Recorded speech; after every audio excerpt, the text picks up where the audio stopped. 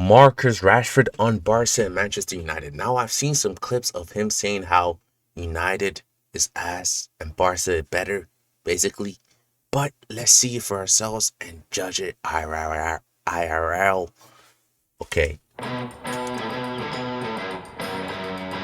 Welcome to Barcelona. Almost 40 years ago, I came to this place to play there at the Camp Nou. Barcelona's manager, Terry Venables, has signed England's 25-year-old World Cup hero, Gary Lineker. And now Marcus... I'm not gonna lie, Gary Lineker was fine shit at a young age, bro. I'm not gay. I'm just saying he was some fine shit, bro. Like... has signed England's 25-year-old World Cup hero, Gary Lineker. Oh, yeah, he was a good-looking human being. 25 years at the age of 25. I'm not saying he's not now, but definitely not as good as this. Now Marcus Rashford is going to be the next Englishman to do so. I'm going to talk to him, but I thought I'd bring... It's crazy only two English players ever played for Barca. If that's true, that's actually crazy. Big achievement for Rashford, I'd say. This fella with me. It's not Barcelona about big meats. How you doing? Well, nice to see you, man. Marcus, lovely to see you here in Barcelona. Now, I don't know whether you can remember, and I've got a little bit of film. We filmed together about, I don't know, it was 4 or 5 years ago. Yeah. And I'm going to say Barca is obviously better than United, so he's actually taking a dub. And they're in Champions League too. Oh, this is a big, huge W, bro. In a new country, new experience, huge W. The only L probably is away from his family, but still, Barca is a big W, bro. You took me around the training ground at Manchester United, and we talked, if you have a listen here, I'll try and play it.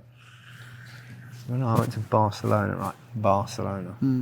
The great training ground in those days. It's like this now, obviously. You see the line of that red bit there? Yeah. And to here, that was it. On the side of the stadium, that was it. Like a patch. Like a patch, and it was that's trained on every day, right by the side of the stadium.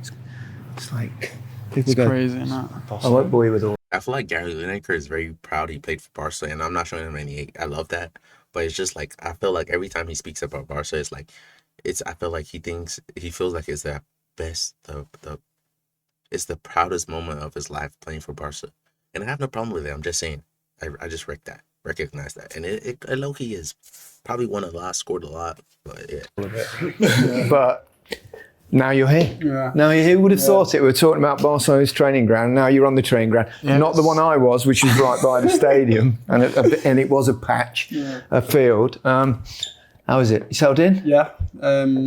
It's obviously a new experience for me, but just enjoying it all.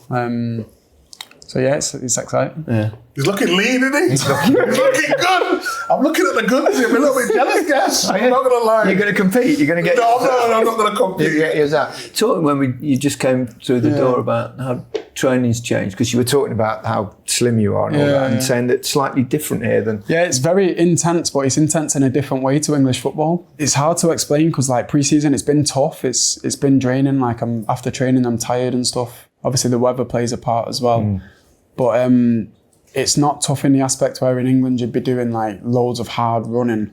It's more like mini games and possession blocks. It's less rest between each exercises. More on the ball? Yeah, more on the ball, and it's more like constant training. So in that way, it's more difficult in terms of intensity, but it's easier because you're in rhythm more. It's definitely different, but you know, I'm just looking forward to the season starting really, because you know that's where I'll learn the most, playing against new teams on a more consistent. Have you got any lingo?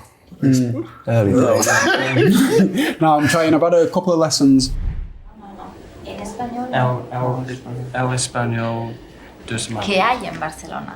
¿Tú no conoces Barcelona? ¿Un plano? 3 times a week for 2 years. It's better to do it that way though, isn't it? It's the only way. You ain't going to learn it just picking it up. No, if you do that once a week. Yeah. Mark Hughes wasn't really having it. He's got no concentration. He did 2 lessons and then gave up. To be fair, I'm going to get more consistent lessons and just try it that way, because I tried a little bit on like Duolingo and stuff, but it didn't really help me. It's tough, isn't it? It didn't really help me. Like, I'd done loads of lessons on there, but then when I started my first like proper lesson, it was different. Having been had the experience myself of being here. And it was, I have to say also, it was much easier when I was here, in the sense that practically nobody spoke English. So you kind of had to make do back then. Whereas now, even when I come back now, and I speak Spanish pretty well, if I speak to people, they reply to me in English, which is bloody annoying, because you just want the chance to practice. But I think it's appreciated by the fans if you can say a little bit. Definitely. And it's definitely appreciated perhaps in... Yeah, because speaking English shows you're trying to, like, it's like when somebody, if you meet somebody for the first time, right? And they're like, oh, you like this and stuff. You tell them what you like and everything. And the next time they see you, they bring something you liked. It shows they appreciate, like, it shows they were thoughtful and appreciate you or your presence. It's like, it shows love in a way. If that's why the fans like it, or I would like it. That's what I'm trying to say. Dressing room as well, they go, oh, he's you know. But for me as well, it's just part of like the experience of being here. Yeah. So like, even if I didn't have to, I'd still want to try and learn at least the basics anyway. I tried Italian, terrible. Honestly, I thought you sounded fluent when I was... No, my Italian is terrible. How long did you play there? I was there for just 1 year, and I had lessons and everything, but like, the teacher was laughing at me. So when the teacher's, what are you supposed to do when the teacher's laughing at me? I'm trying my hardest. And after like 2-3 weeks, I thought, no, this is not good. The problem was she was laughing at you while you were playing. Yeah, true. But it was just amazing to like have a different experience, you know, like going into a new dressing room. Obviously for you being at Man United for so long, then just going in and you just trying to find your way. It's like a new kid at school. You know what, honestly, I thought it'd been a bit more like daunting, but like, it's pretty much seamless. I think when you go over something in your head and you visualize like being somewhere, like you just take everything as it goes really. So, and it was similar to like when I first went to Villa as well. Like you don't really know what to expect, but because it's something that you're looking forward to, it's not like a worry. It's more just like an excitement. So, can I ask you, was you nervous though? Because when I went to Fiorentina, I was really nervous. I was pretending like I was fine. I was nervous as well. Way back. I don't know if it's like nerves or if it's just like excitement. Like when I think of even stuff that I'm going to find difficult, it's more of a challenge and like exciting than it is scary. So I wouldn't say it's like nerve-wracking, but yeah, there is like a part of you that's like, you know, like butterflies in the stomach and stuff like that. But like I said, it's for me, that's like positive stuff. All the positive things that have happened in my career, I have that feeling anyways. It's almost like when you don't have it, you're a bit comfortable. Do you think the little spell at Villa helped you to bridge the gap to make a bigger step coming here? Yeah, I reckon so. Because you've been in Manchester. Yeah, for so long. Yeah, and it's like no matter where you go from being in a certain place for so long, it's a change. But I feel like the timing of me going to Villa was like now looking back, it was the exact time for me to do something like that. So I feel like because I honestly don't understand why for the last two United coaches all didn't like Rashford. Like I don't get it. Maybe because he didn't press whatever. But someone in the comments let me know. The response and the reaction I got from the people at the club and like the fans. It was probably what I needed on a personal level, like in that moment. But it's crazy because like 6 months on, like I feel like everything's completely different. But without having that right period in the middle, maybe I won't be feeling how I'm feeling now. So yeah, I feel like just everything that happened at Villa, bar the injury at the end, was exactly how it was supposed to be. It's a good club, Villa, isn't it? No, 100%. And I was speaking to my brothers about it, and like. I remember Villa got relegated from the Prem, and since then, I think he was playing. He was playing for them. That was all mine doing. That was. Oh, because you just knock him across the 6-yard box. Now keep popping him in. No, but yeah. So since then, the club's been on the up. So when I first went there, the atmosphere at the club's like all positive, and it was just exactly what I needed in that period.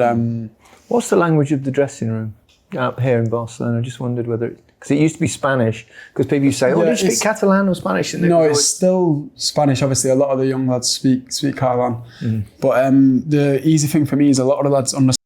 feel like I don't know what Catalan is, but I think it's, you know how English you have patois and you have English. I think Catalan is the patois to Spanish. That's what I think Catalan is, right? Am I wrong or? Stand English. So like on the pitch, Somebody let me know, please. it's just about me picking up on the basics, which I've done quite quickly, to be fair. So a lot of them would speak English as well. yeah. And then there's good like people that are like a bridge. So like Frankie speaks really good English. Jules speaks really good English, and these guys have been here for a few years now, so they speak good Spanish. So on the pitch, it's honestly like easier than what I thought it'd be. But also like football itself is just a language. I know a lot of people say it, but like if you understand each other on the pitch, it's easy to communicate. You get like the general vibe on the pitch. So I've not really had any problems in that way. I think it's normal when you go to a club, and particularly in the early days when we've moved around, and you normally you find a friend. Yeah. Who's your friend here? To be fair, all of the lads are like, maybe it's because they're all very young, but like... Do you feel like the old man here? Well, yeah, apart from Lewandowski. No, but you do though, because like you have to think like 27, 28, put it this way, there's more players under 20, under 21 than there is past, 28. So it's like in your whole career, you're probably in like directly in the middle, but in this team, you're one of the experienced lads. What they like, these young, I mean, they're so good. Honestly, it's so like refreshing to be playing with them. But yeah, it's just every day they're full of energy, and it keeps you having energy as well. So yeah, and I feel like their mentality is like they have nothing to prove. Those young kids, okay, they have something to prove, but at the same time, they don't have a lot to lose because they don't have experience.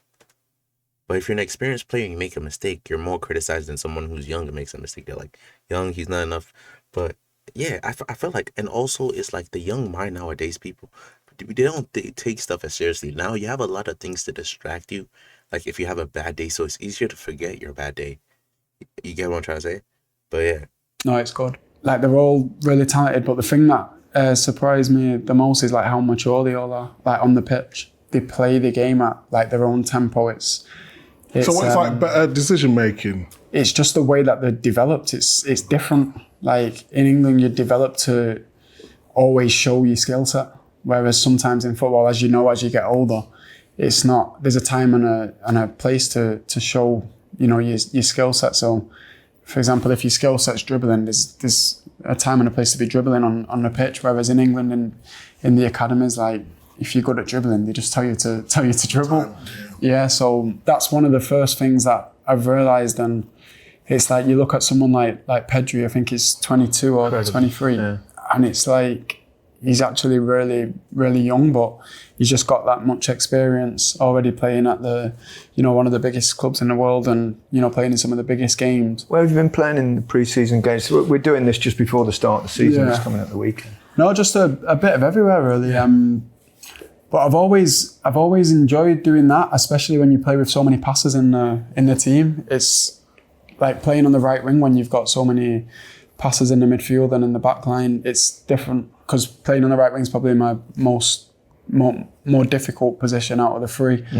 But once you can just assess spaces, and that's kind of the main thing that I'm trying to adapt to now, because I think the way people defend here is obviously different to in England. So you see spaces in England, because in England you have to find the spaces so quickly because of the tempo and the rhythm of the game.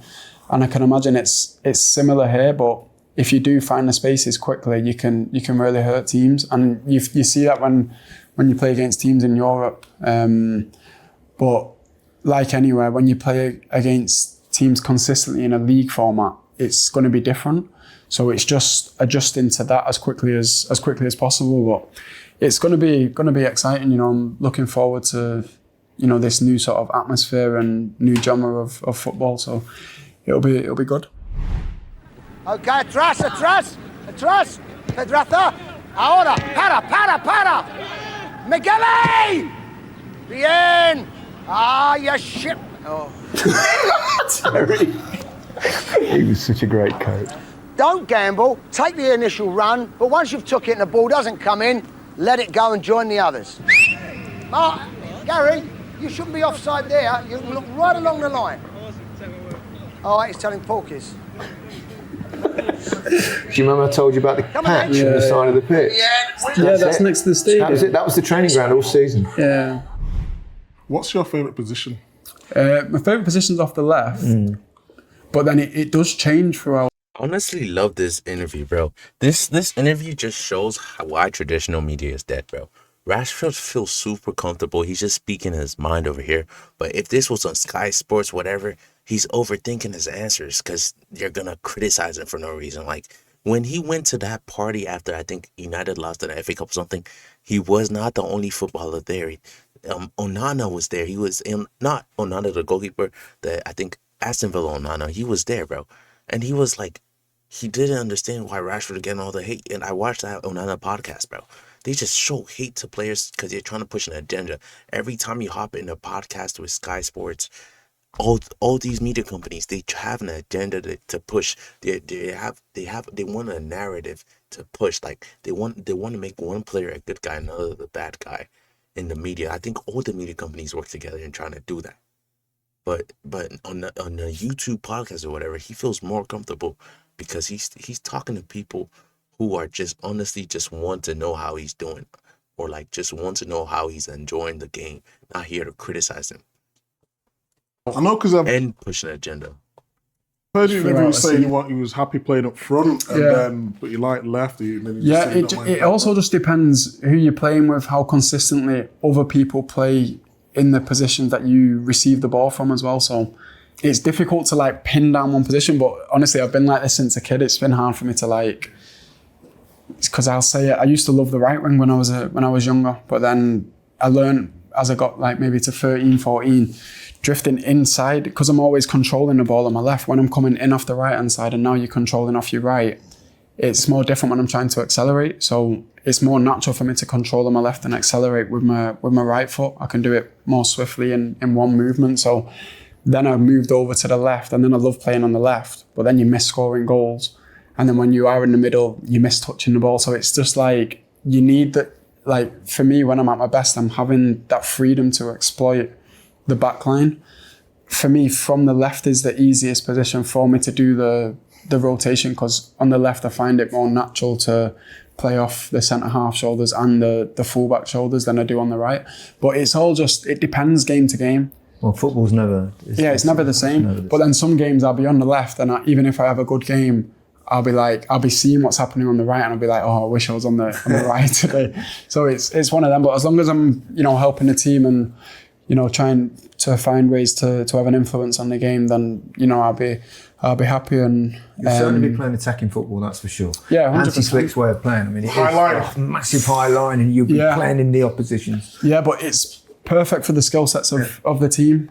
There's too much ability to be spending too much of the game in your own half. So, to play the high line, which honestly in the first couple of weeks that I've been at, how good they are at the high line is like, everyone looks like they're only just offside, but they're so confident in the system, and for them to only be doing it for 1 year and be that good already is really positive. So it's good, but honestly, I'm still learning it, which I probably will be for a while. But it's attacking football, and that's what I want to be playing. You seem like you're really, happy with life and the way that 100%. It must be really exciting. Looking forward to the start of the season. Honestly, it's just like refreshing. We see how good they were last year, but like the motivation and the determination to just improve, and we know it's going to be tough to have a year like they did last year, winning that many trophies, but that's the aim and that's the objective. So that was one of the first things I noticed my first couple of days there. Like, everyone's pretty much forgotten about last year, and it's about what we can do this year now. So it's the perfect environment to go and be successful. Scored after 2 minutes, Mark. Then I'll take the pressure off. Right place. We're just talking about. I'll leave you two strikers to it. What are your aims this season? It's just to win. I want to have obviously a good individual season, but like anyone will tell you, if you have to choose between that and winning, you'd pick winning. So so if if I aim to win, the chances are I'm going to have a good individual season as well. It's going to be tough getting into this team, isn't it? Because No, there's for so sure. much talent. But this is part of the challenge, you know, and, you know, if I wasn't confident that, you know, I could do it, then I wouldn't have wanted to come here. So I think just settling in and, you know, giving 100% and keep the mindset of learning, because I think, like, when you come to like a new country, a new brand of football, it's easy to think like whatever we was doing in England's the right way to play football, but things are different here. So I'm enjoying like learning this, and the players are helping me learn, you know, the new brand of football. One criticism from me in your game is I feel like you can be more selfish. Yeah. Because you get into great areas, then you always want to pass. I'm like, all the other players in top of world football are shooting. No, for sure. But it's just, that's how I enjoy football. I've been like this since a kid. Like, don't get me wrong, I love scoring goals and stuff. But, so like, this is why I probably can't consistently be a number 9, because like, it's not natural for me to do that. So if I am doing that, I feel like I'm forcing it, and I know that I'm missing other pictures of the game, that if I was just playing freely, I'd be seeing these pictures. So there's a lot of times where like I don't shoot because I feel like the chance of it being blocked and missing a chance for the team rather than just for me. I feel like a lot of abilities in football are just natural talents. Like, I feel like there's so many things in this world, like you could go nonstop, like you could fail today, try again tomorrow and make it, and like just keep. You could go like 10 years trying to do one thing and make it, and your time comes and you hit. But I feel like the thing with football or sports in general, your natural ability is very important. Like, some people are just gifted and born different. That's why, like Messi is just born different. The way he sees the game, different to anyone else. Like, that is why he's Messi. Like, that natural talent God has given him is just so crazy. Like, when it comes to sports, your natural genetics, everything is one of the most important things, and it's all luck when it comes to that. So yeah. It's pretty high, but then also the strike of him is like, if I can get it through his legs, if I can get my shot off through his legs, there's a high chance of it going in. Yeah, so it's like finding the balance. But, you know, in this generation to consistently play number 9, you have to be selfish, because you know you're required now to score, you know, 40 goals a season. So you need to be shooting more frequently. It's like I don't put too much pressure on the goal scoring side, because I just know, like, I'm confident that if I'm doing the right things, I'll create chances for others, and I'll be in the position to have shots and score goals. Yeah, I just to elaborate on that though, because I think we're now in a era where everyone talks about goals and assists. So when you was at Aston Villa, I was raving about you, and we did a FA Cup game, didn't we? And I was saying it's best I've probably seen him playing for Villa. But at the end of it, then people say, well, he only scored that amount of goals. Do you know what I mean? But they're not looking. I look at the full game. Yeah. People now. It's because you played though. Of course, yes. So like, I'm a winner at the end of the day, and I want to win. So if the team's won, I can analyse the game, and whatever I need to change and adjust to score more goals, I can do that in more of like a seamless way. And that's the way I've always, it's not just in sports, that's the way I learn. Like, if I put too much pressure on myself to like, oh, you need to score goals, you need to shoot. I might make a TikTok about this, but I'm just really happy about this interview, because what this is doing, bro, it's gonna change the way football and media companies work. Like, you're gonna see a lot of players start doing interviews solely with YouTubers and not even Sky Sports, all these things, because all those places are trying to push an agenda, and all these athletes feel comfortable with the YouTubers and stuff. Like, some content creators just hate on players too, but like, there's some content creators who genuinely just love and enjoy the sport, and even though they'll criticize them sometimes, they don't go hard and remember they're human. Like me, I don't criticize players or teams that much, because at the end of the day, it's just football. But there's some people who probably treat this shit like it's life or death, and talk to these players like they don't have a heart. They don't feel the words you say, but they do. Like, so I'm really happy about this. I'm not gonna lie. I'm not gonna, play well. Yeah. Have you always been like? I mean, I'll take you back perhaps now to your childhood and where this talent came from. And yeah, so I was a goalkeeper at first, actually. Was you? no way. Yeah, but He was a goalie. I got bored in that. We must be talking what? At Fletcher Moss. Fletcher Moss. Yeah. So my first year was in that, but then I think I remember like my brother was telling me I was moaning like everyone's always having fun, like scoring goals and stuff. So I wanted to go outfield. I'm always going to be a player that enjoys the intricate things that people might not speak about all the time in football, but like creating space. And people always say like, oh, just running behind. But sometimes running behind, it's like the run's not on. Mm-hmm. So like forwards know it. No, we know it, but like sometimes midfielders, they don't know it. They just say running behind. Sometimes the timing and the space, it doesn't connect. So there's no point running them behind because it doesn't affect the back line. That's what I want to do from a run. If your timing's off and if there's no eye contact between the person on the ball and me, the centre-halves can see all that. This is why striker's the most difficult position on the pitch because your back's... Hold on. It is though, because your back's to goal and the defenders can see everything you're looking at, but we can't see everything the defenders are looking at. Hold on. This is why you could have a rubbish game. And he was a master of that rubbish game. And then gets a tap in. Hang on. And then he's the hero. How many of my games have you watched? So how do you know a rubbish game? No, I understand that aspect, but when I go back into midfield, the game's easier because you can see everything. Everything's there forward. So for someone like me, like I don't like to pass backwards. So like when you want to go forward as often as possible, you need to be on the... What this Rashford interview is teaching me is that we're going to see a lot of teams start using false nines because that's what PSG currently is doing. Bayern is doing it with Harry Kane. Like, Liverpool, I don't think Liverpool is not doing that. But, like, I'm saying still, like, all the teams winning a lot right now, they had a false nine. Like, Real Madrid, Benzema, last Champions League winner. Bayern, Lewandowski. Okay, Lewandowski wasn't really a false. He is, though. Yeah, so we're going to see a lot of teams with strikers that have very good link-up play, like Liverpool, Firmino. See, like, that is crazy.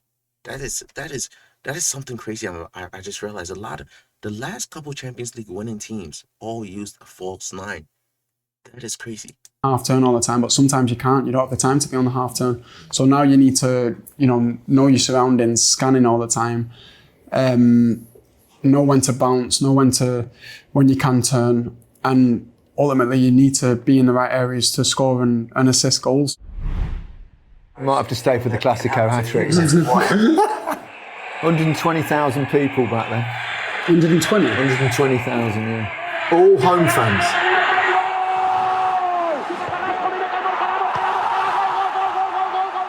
Two goals in the first 5 minutes. Yeah. I was buzzing.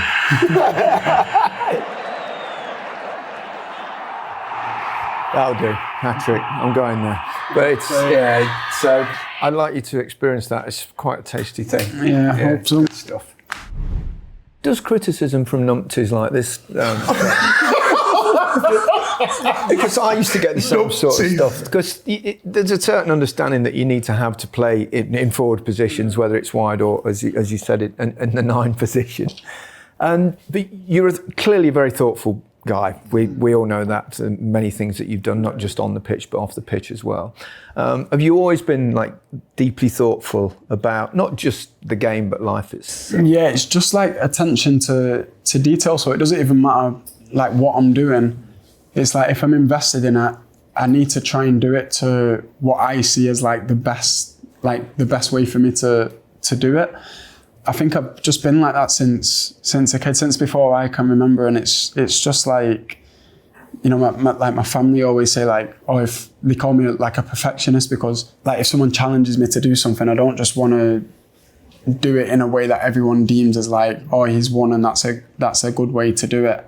Like if it's not right in the way that I've like planned it or thought about it, it's like I'll keep redoing stuff. Do you know how good you are though? I was going to ask that question. Honestly, in terms of off the field, forget off the field for a moment. On the field, you don't understand. I don't think you understand how good you are. I just think it's like and I always have something to prove to myself. So it's You hard on yourself?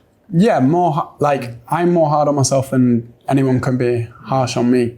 So it's like, this is when you touched on like criticism before. I ignore a lot of people, but it's not like a defense mechanism.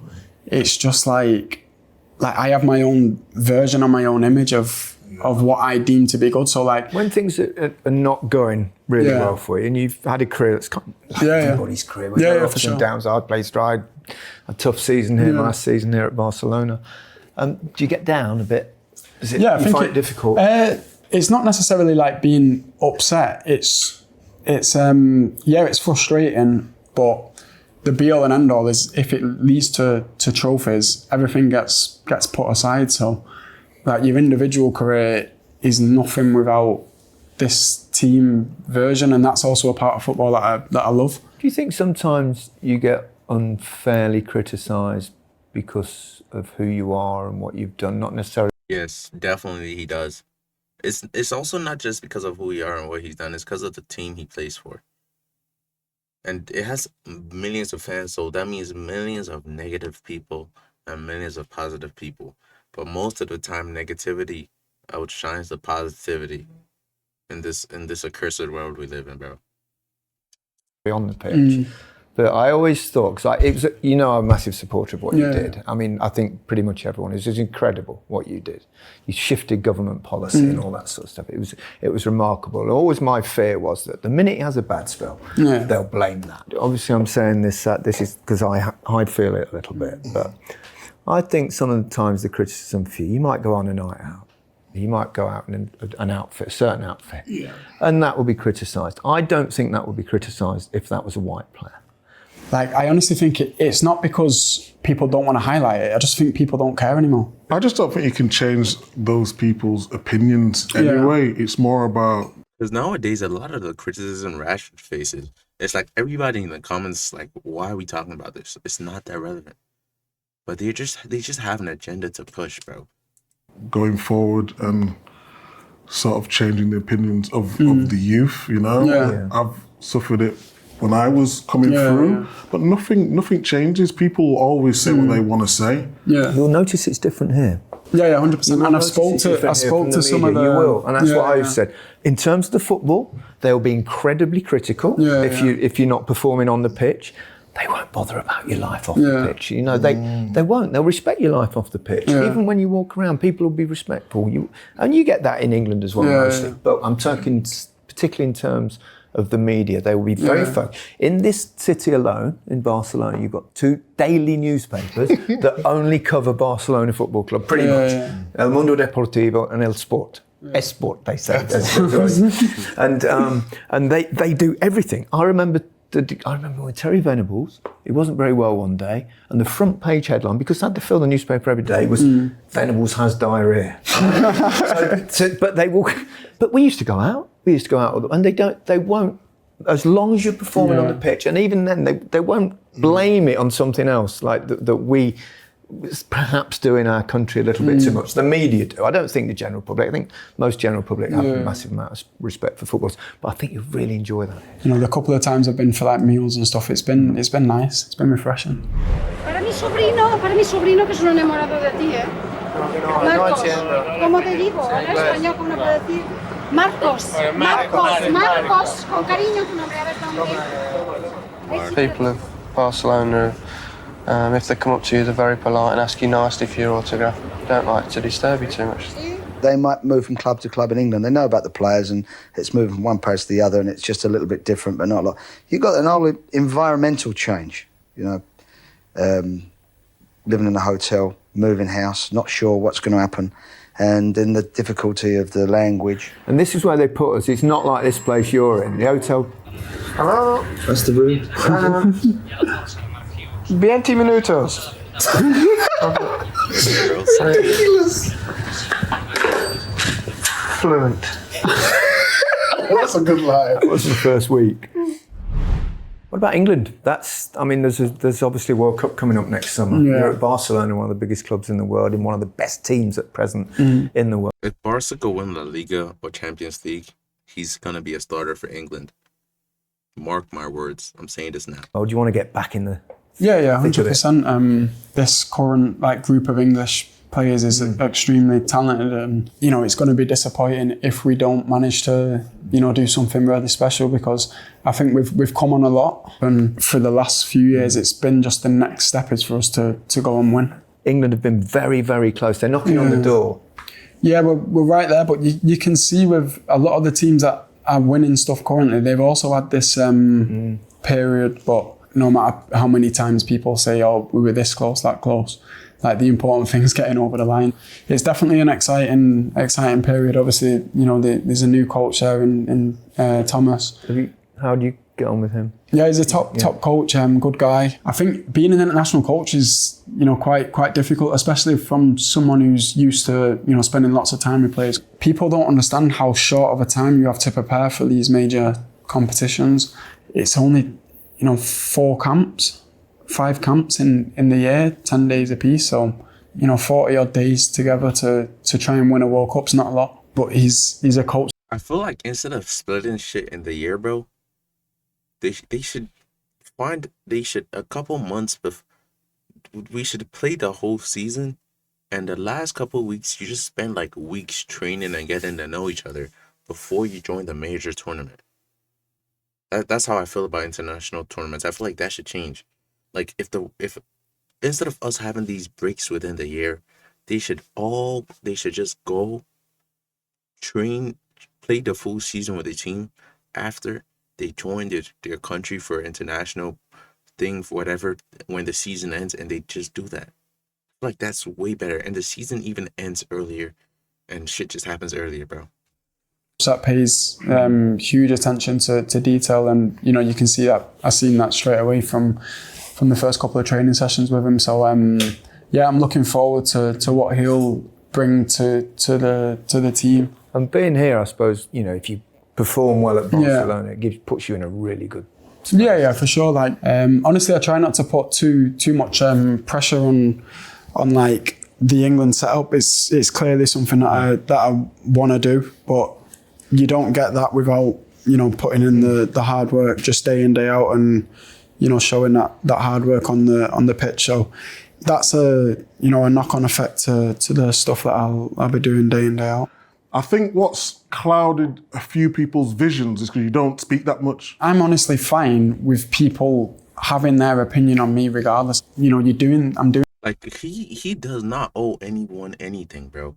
He does not have to speak to anyone. Rashford does not have to speak to anyone if he doesn't want to speak to anyone. All his job is just to play football. That's it. He can't be forced to talk to anyone if he doesn't want to. Obviously, it comes to the sport, so he can decide to do it or not. It's better for him to do it than not. But he does not owe anyone his voice. Just aside his club, bro.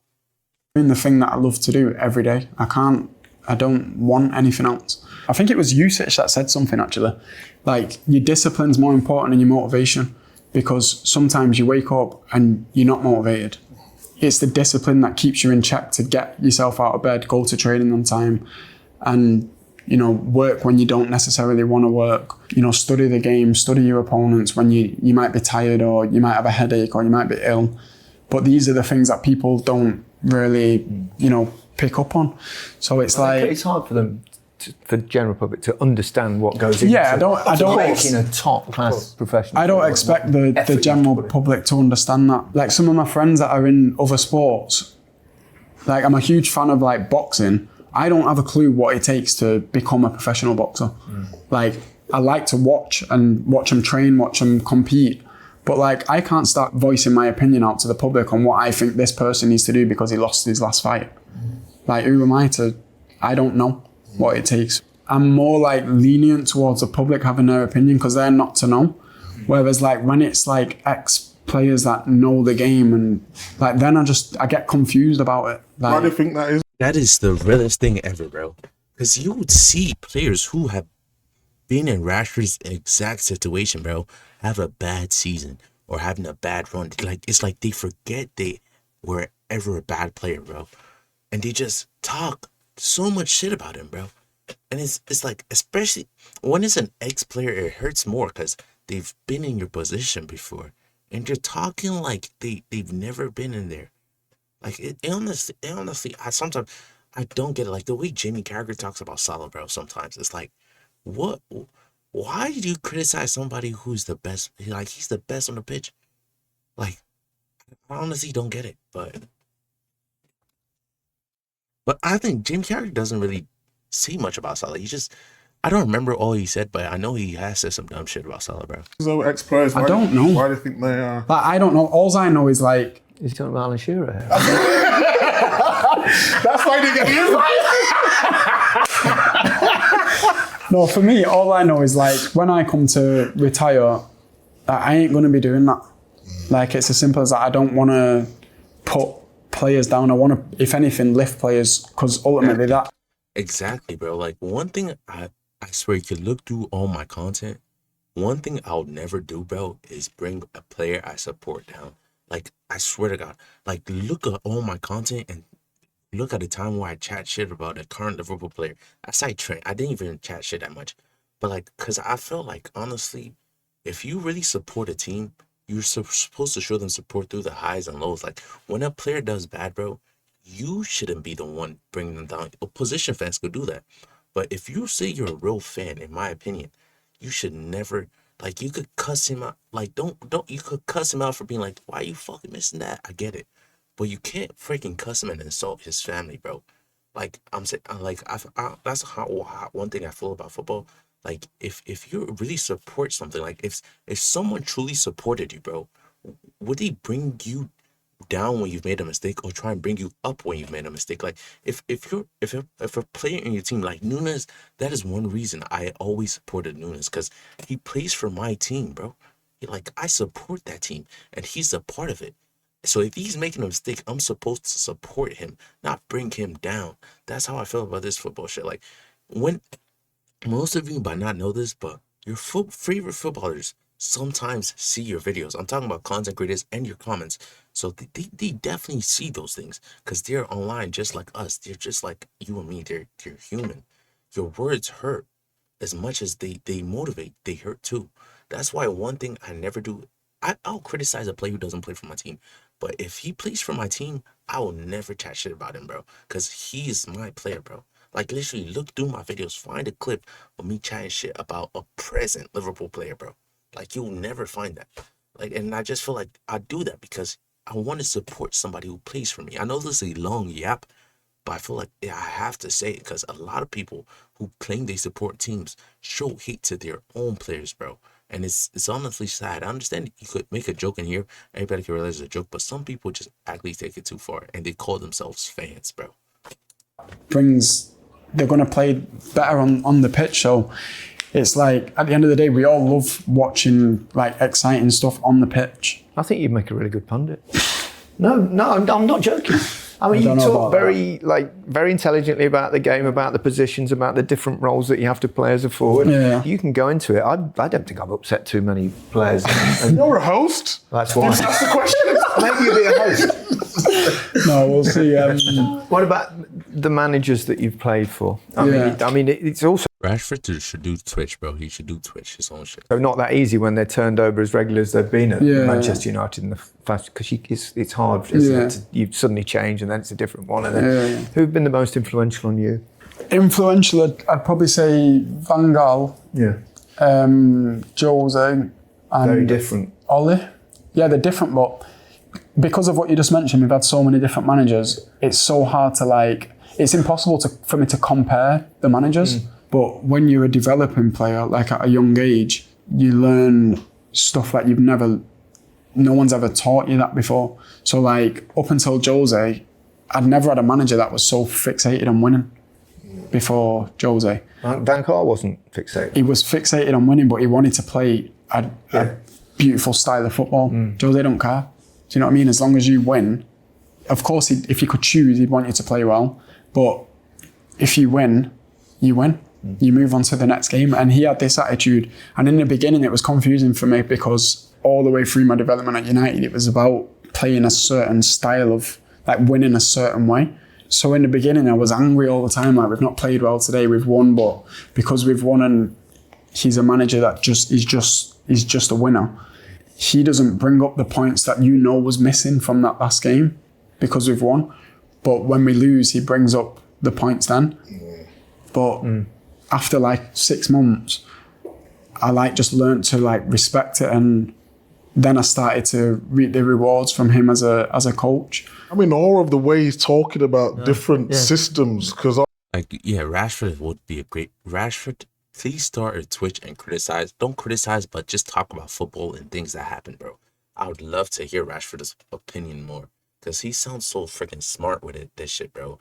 If you haven't watched this interview and you've seen this clip on TikTok, please go watch this Rashford interview, bro. You don't even have to watch it on my channel. Just go watch on the rest of those football, bro. Rashford is really brilliant when it comes to speaking, bro. He's so well educated. Like, it's crazy. Obviously, I like the tactical side of the game as well. But just like how he's created different things in his head for different managers, and when he's talking about the movement. Because obviously at Barcelona, you're going to play a high line. So if you win the ball back within 3 seconds, you're pretty much on goal. Sometimes at United, and we don't need to speak about United, but just in terms of their style of play, at times they would be so deep. When you got the ball, you have to take on 3 or 4 players. Yeah, but show me a successful team that just adapts. When Fergie was in charge, not only the principles for the first team, the whole academy set up so you could pick players from 15 years and over, that's a full generation, and they'd all understand the principles of playing the Man United way. So you see it with any team that's been successful over a period of time, they have principles that any coach that comes in, any player that comes in has to align to these principles or be able to add to these principles. Whereas like at times I feel like United have just been, we're hungry to win, so we'll always try to, to adapt and to sign players that fit this system. But like, it's reactionary.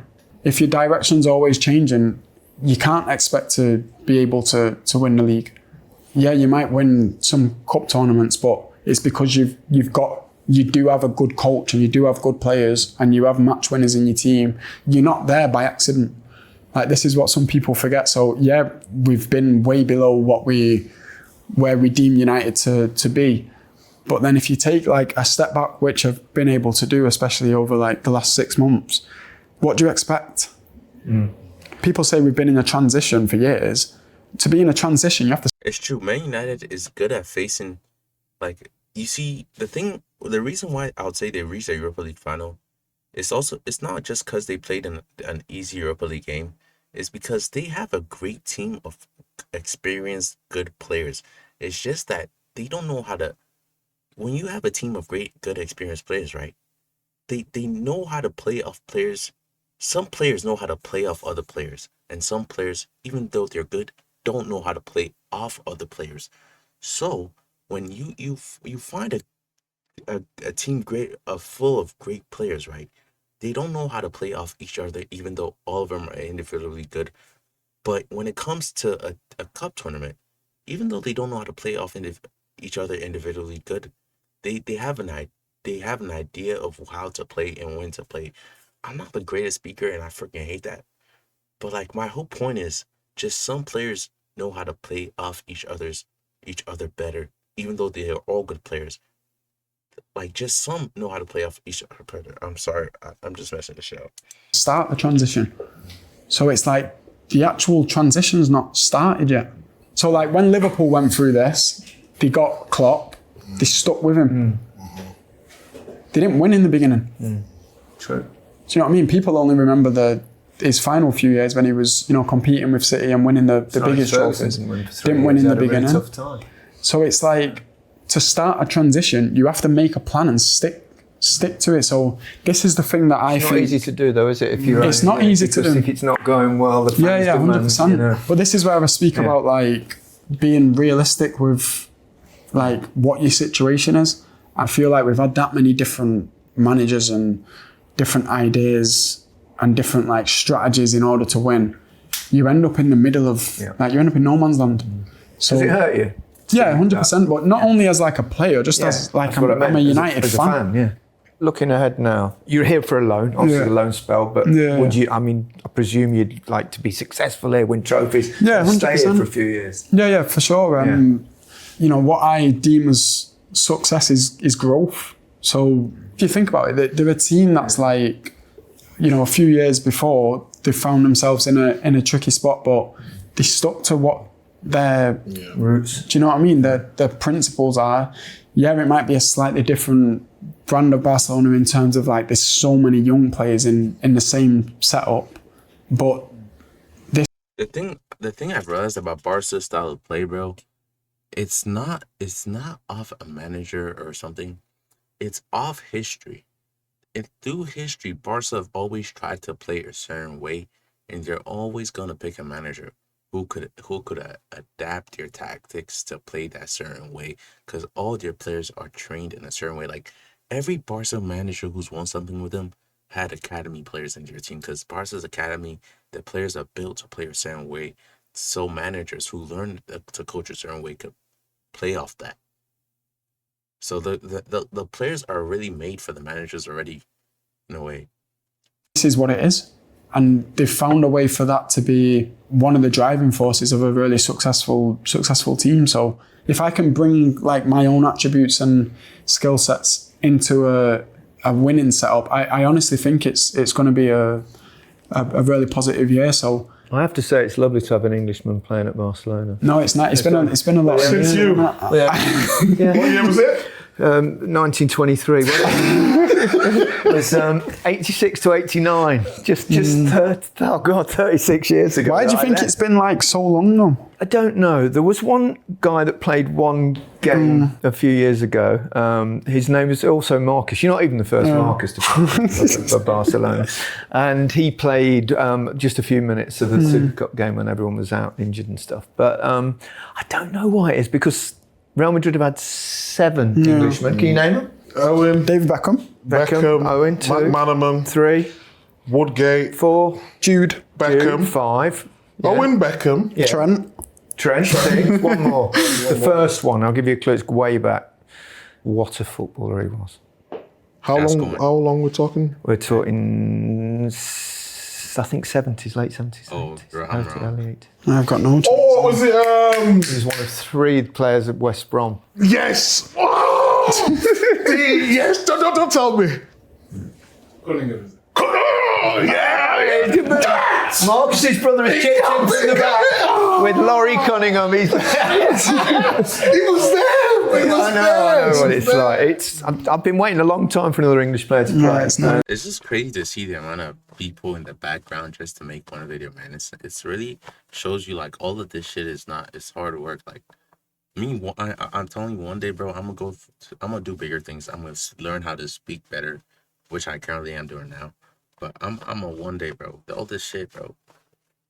I don't know what I'm talking about, but yeah, let's just continue this shit. Right? And I really hope you're incredibly successful. First game is Mallorca away. Yeah, Mallorca. Well, let's get to that. Interesting. Can we get tickets now? Are we like mates now? You know, how's it work? He's your man over there. We can swap numbers and I want besties. Yeah. Well, can I give you one word of? And this is exactly why CBS is doing amazing, because they have people like Micah Richards, Thierry Henry, like they befriend the players and make like, but not in a way where it's like trying to be friendship. They let them know how they feel, and they just like they're kind. That's what I'll say. They're kind. They know how to treat people. That's what I'll say. Advice before you play away at Mallorca, don't do what I did with Mark Hughes. We played Mallorca away in the second game. We'd won the first game 2-0, scored both. And we went and played Mallorca away. It was 0-0, and Terry Venables was the manager of Barcelona then. And he said, you go out for a couple of drinks, be sensible. We weren't very sensible. And the bus was leaving for the airport. I think it was about 7 a.m. the next morning, and we could have stumbled onto the bus for the night out. And Terry Venables was just sat on the front row, and he just went, "For fuck's sake! Buy 2 players and you do that to me!" So don't do that. We went to Magaluf. I mean, you do, don't you? But he wasn't a good pro. What? He wasn't a good pro back then. I was a good pro, except for that night. But generally, I was a good pro. But Mark Hughes is a very bad example. He led me astray. He led me astray. So I wish you all the very best. Yeah, no, it's gonna be good. It will be, and thank you so much for your time. No problem. It's great to be here to see you, and nice to see you in you. such good spirits. Yeah, Looking forward of to course. watching you play in the Blaugrana. Yeah. 15 goals I want. Yeah. 15? 25? No, 15 goals. 15 goals and 10 assists. That's all I'm asking.